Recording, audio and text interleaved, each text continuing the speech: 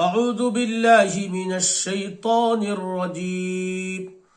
هل ينظرون إلا أن تأتيهم الملائكة أو يأتي ربك أو يأتي بعض آيات ربك يوم يأتي بعض آيات ربك لا ينفع نفسا إيمانها لم تكن آمنت من قبل أو كسبت في إيمانها خيرا قل انتظروا إنا منتظرون صدق اللہ العظیم۔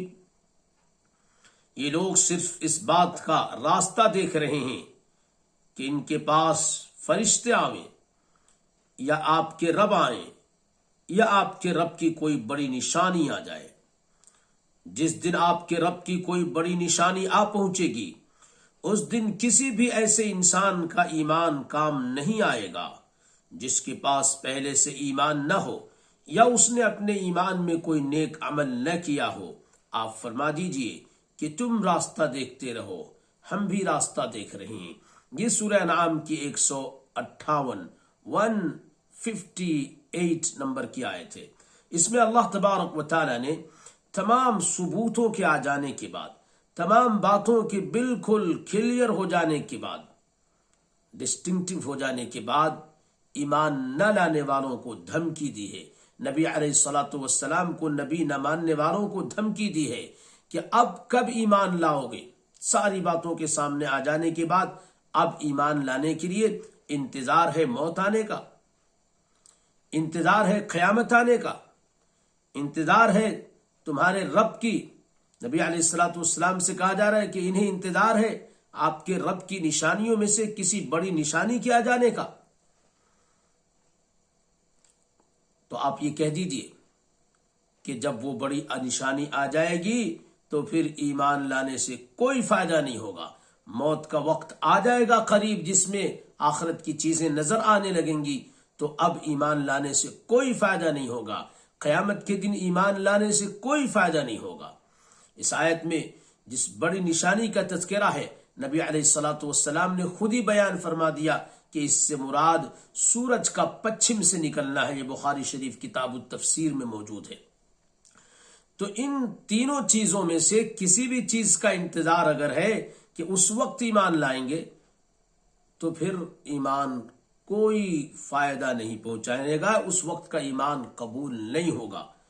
یوم یأتی بعض آیات ربک لا ينفع نفسا ایمانها، تو جس دن یہ بڑی نشانی آ جائے گی اس دن کسی بھی ایسے انسان کو ایمان لانے سے کوئی فائدہ نہیں ہوگا، لم تکن آمنت من قبل، جس نے پہلے سے ایمان نہ لایا ہو، او کسبت فی ایمانها خیرا، یا اس نے ایمان تو قبول کر لیا تھا، ایمان والا تو تھا، مسلمان تھا، لیکن اس نے نیکیاں نہیں کی تھی، وہ فسق میں بڑے بڑے گناہ میں لگا ہوا تھا، نماز چھوڑ رہا تھا، زکوٰۃ نہیں دے رہا تھا، شراب پی رہا تھا اور دوسرے بڑے گناہ کر رہا تھا۔ اور بہت آسانی سے جو لوگ گناہ کرتے ہیں کہ دوسرے انسانوں کو ستانے میں لگے رہتے ہیں، دوسرے انسانوں کو نیچا دکھانے میں لگے رہتے ہیں، اپنے گھر میں موجود فیملی کے ممبرز کو، اپنی بہوؤں کو، بیویوں کو اور دوسرے افراد خانہ کو ستانے میں زندگی گزارتے رہتے ہیں۔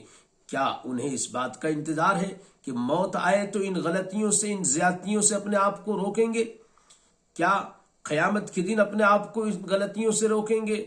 کیا جب اللہ کی بڑی نشانی آ جائے گی اس وقت روکیں گے؟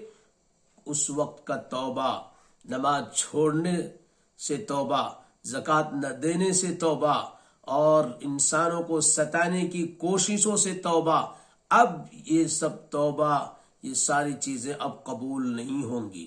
اس لیے جو لوگ بھی ہم میں سے جس کی بھی اس طرح کی غلطیاں ہوں، نماز چھوڑنے کی غلطی ہو تو نماز چھوڑنے سے توبہ کر لے، نماز پڑھنا شروع کر دے۔ اگر زکوٰۃ ہمارے اوپر ضروری ہے، زکوٰۃ نہیں دے رہے ہیں تو زکوٰۃ نہ دینے سے توبہ کر لیں اور زکوٰۃ دینا شروع کر دیں۔